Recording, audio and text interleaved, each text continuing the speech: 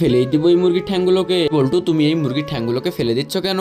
এই মুরগির ঠ্যাংগুলো লাগবে না, এই জন্য আমি ফেলে দিচ্ছি, তোমার লাগলে তুমি নিয়ে যাও। আচ্ছা ঠিক আছে, আমি এই মুরগির ঠ্যাংগুলো নিয়ে যাচ্ছি, তুমি সময় মতো চলে এসো আমার বাসায়, আমি তোমাকে রান্না করে খাওয়াবো। আচ্ছা ঠিক আছে, যাও, আমি চলে আসবো। এখন এই মুরগির ঠ্যাংগুলো ঝটপট করে ঝুড়ির মধ্যে তুলে নিয়ে বাসায় যাই। বাসায় গিয়ে এটা দিয়ে আজকে অনেক সুন্দর একটা নতুন রেসিপি তৈরি করতে হবে, কারণ ওরা খেতে আসবে আমার বাসায়। রান্না করার জন্য প্রথমে এই মুরগির ঠ্যাংগুলোকে ভালোভাবে পানি দিয়ে পরিষ্কার করে নিতে হবে, যাতে কোনো ময়লা না লেগে থাকে। তো মুরগির ঠ্যাংগুলোকে সিদ্ধ করার জন্য কড়াইয়ের মধ্যে দিয়ে দিব, দিয়ে উপর থেকে কয়েকটা সবজি দিয়ে দিব। সবজি দেওয়ার পরে এক বোতল ভিনেগার দিয়ে এটাকে কিছুক্ষণ একটু সিদ্ধ করে নিলেই হবে।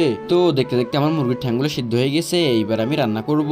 রান্না করা দেখার আগে বন্ধুরা, তোমরা যদি তোমার মাকে ভালোবাসো তাহলে ভিডিওটিতে লাইক করে চ্যানেলটিকে সাবস্ক্রাইব করে কমেন্টে বলে যাও তোমরা কোন ক্লাসে পড়ো। এবার রান্না করার জন্য কড়াইয়ের মধ্যে পরিমাণ মতো সব মশলাগুলো দিয়ে দিব। সব মশলাগুলো দেওয়ার পরে একটু নাড়াচাড়া করে নিয়ে একটু বেশি করে পানি দিয়ে দিতে হবে। পানি দেওয়া হয়ে গেলে আমার মুরগির ঠ্যাংগুলো একটা একটা করে এর মধ্যে দিয়ে দিতে হবে, সাথে একটু বেশি করে লবণ দিয়ে 3 রকমের সস দিয়ে এটাকে কিছুক্ষণ একটু রান্না করে নিলেই আমার রান্না একদম তৈরি হয়ে যাবে। তো বন্ধুরা, বলতে বলতে আমার রান্না একদম হয়ে গেছে। এইবার এগুলোকে খাবারের জন্য তুলে নিতে হবে একটা একটা করে। দেখো বন্ধুরা, কত সুন্দর লাগতেছে আমার মুরগির মাংসগুলো। এরপর একটু মশলা তো ওদের জন্য নিয়ে যায়, সবাই হাবাতার মতো খাবার জন্য বসে আছে। এই যে নাও, তোমরা সবাই খেয়ে নাও, দেখি কে কত খেতে পারো। তো আমিই খাবো।